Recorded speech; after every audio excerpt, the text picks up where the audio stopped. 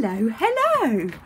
I'm finally able to film today. I've been waiting to film and was waiting for the shopping to come because I didn't want to start filming, and shopping's not coming till tomorrow, so I've had a really long wait before I filmed. So here I am.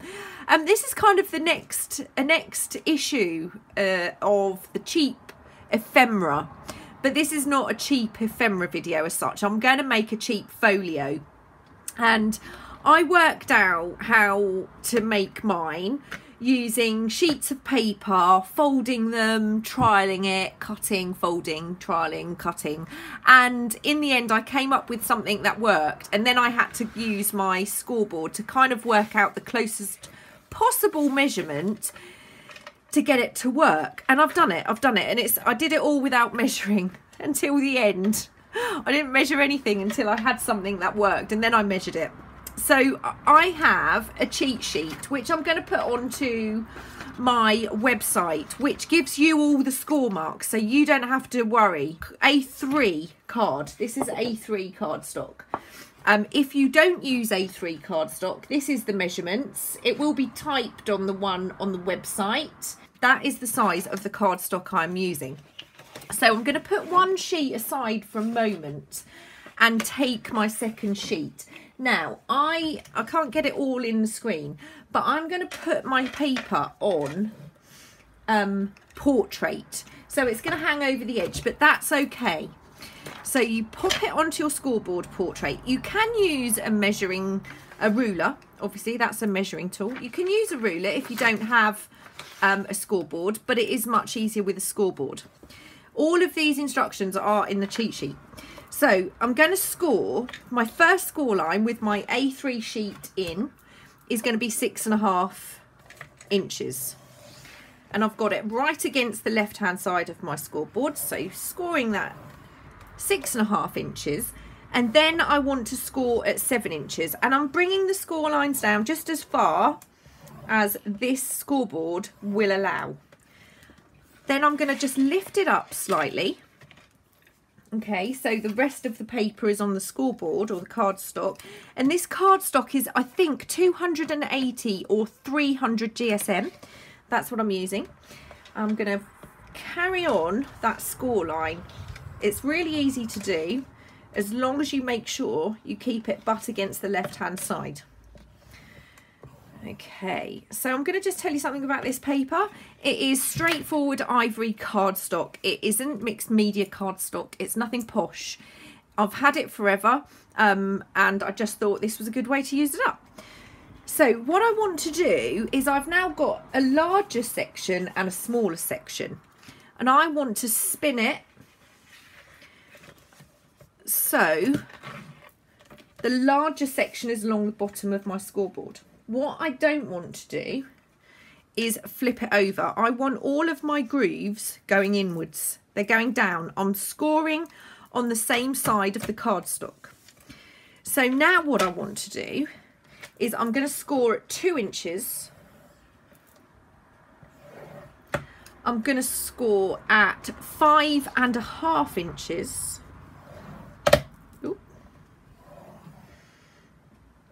I'm going to score at 6 inches, and all of these score lines are on the cheat sheet.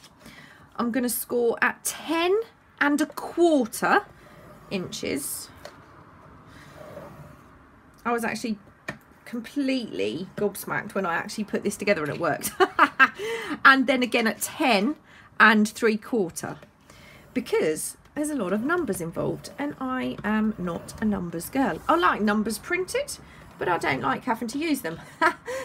Okay, now I'm going to rotate this, spin it 2 turns to the left.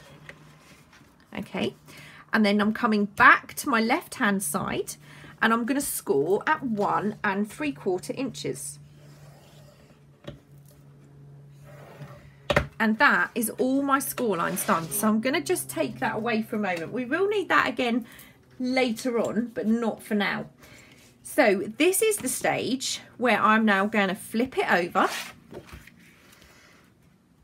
And you can see we have the little grooves coming on the inside. So this is the little mounds.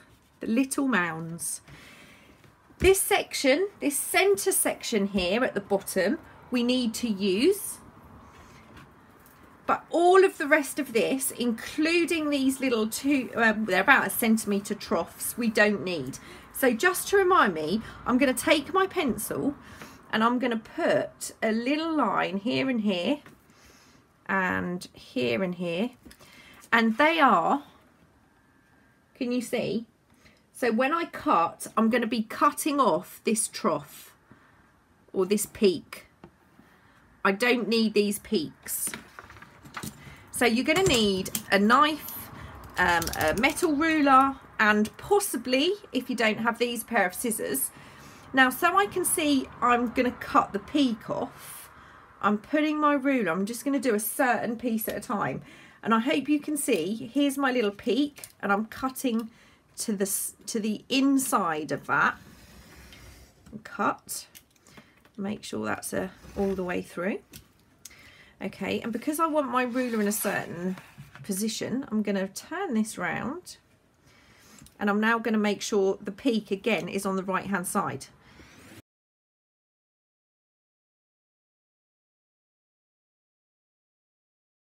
The little mounds or peaks are on this piece that I've cut off.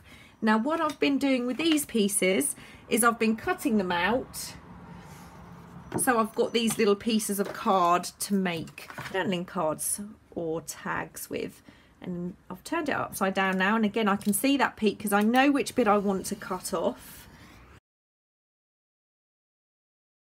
What we're going to do is I'm just going to start with this piece because we want the peaks facing us. I'm just going to score all of those lines. Burnish them down.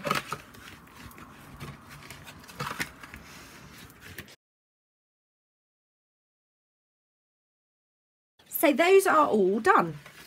And we can see we've got a flap. You could cut this flap however short you want it.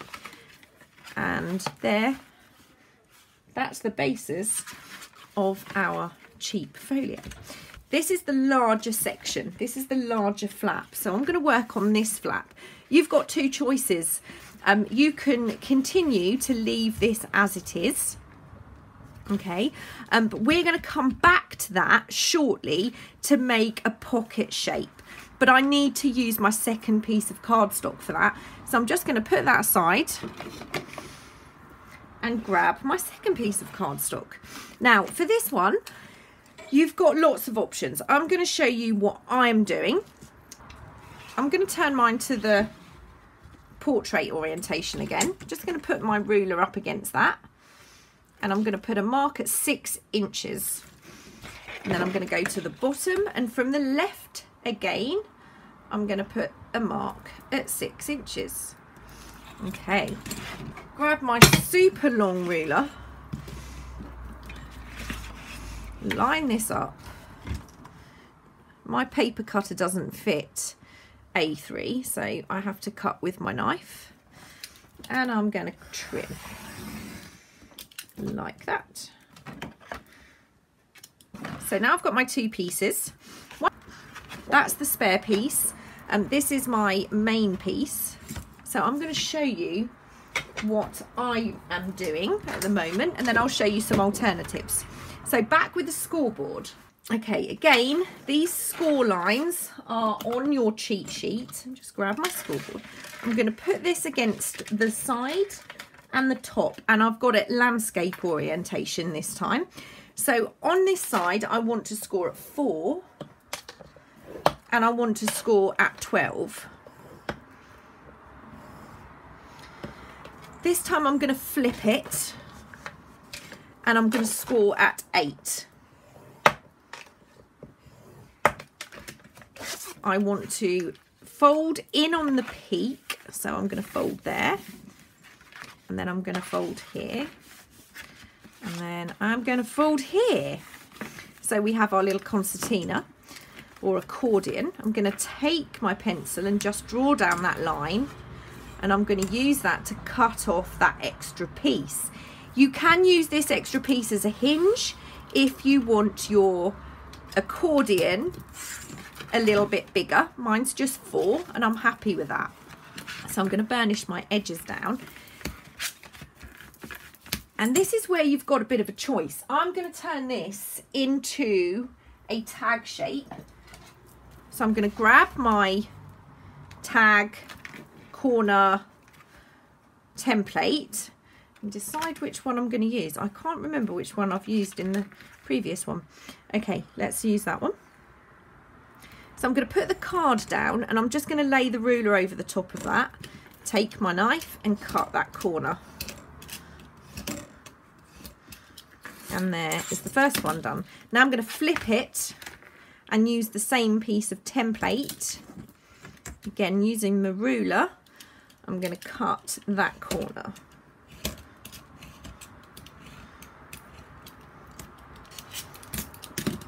And again, this came about because I just really wanted one of these and could not really afford to get them. So I'm making it. There we go. That is our tag accordion. Now, if you wanted to do this, I'll show you an alternative one that I've done. If you wanted something like that, I have still cut this at 6, but I've done it at 3.5 here. So when I do my folds, I've got that kind of sloped edge. So that's an option if you wanted to do that, but just this piece needs to be 3.5 inches. So here is my little accordion, and that will go in there. Okay, so you can either have over those either way round. Now this is the smaller version, so what I'm going to do is show you how I made my corner pocket. If you want a corner pocket, you can always leave it as it is. So the first thing I did was take my piece of cardstock, and even though we measured this as 6 inches, you're never 100% sure if it's going to be 6 inches once you've done your cutting. So I'm just going to put a little pencil line there, and this time I can use a paper cutter. I'm just going to cut that at the height of my folio. I'm going to put this on here. And I think I want it, you want a little gap here. So again, I'm just going to move that down very, very slightly so I can see to add my pencil line. I mean, this is great because you don't really need a ruler other than to cut against. And we're going to cut that off. And now, because this is going to be our pocket, it's going to go here. We want a slope, and I'm not going to bother measuring that. I'm just going to put it into my paper cutter somewhere that looks about right and trim. Okay, so this is going to go onto here. Now, we obviously don't need this big piece, so I'm going to use my paper trimmer again, just slide that in, and I'm using this plastic piece as a guide because that's going to be about good enough as a hinge. Okay, now I'm just going to use my ruler, and I know it's probably a lot easier to buy one of these, but I don't have that luxury at the moment. And then this will glue on to there, onto your hinge to make your flap. If you wanted to do this, you don't have to. Like I said, you can leave it as a pocket the same as this side, but this you can cut to the size you like. There we have the corner pocket if you want, and the flap if you want. And that's 2 sheets of paper, and we still have, if you didn't cut your corner pocket, you would still have enough to make another insert for a second folio. So there you go, that's that.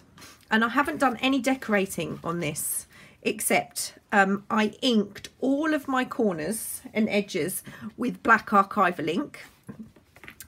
These strips I cut at 1 centimetre, and they fit perfectly into that gap, and that's the bottom. Okay, and when I open it up, I've got my little pocket there that I've sewn and added a little card, and I have used my dark compendium kit to cover this.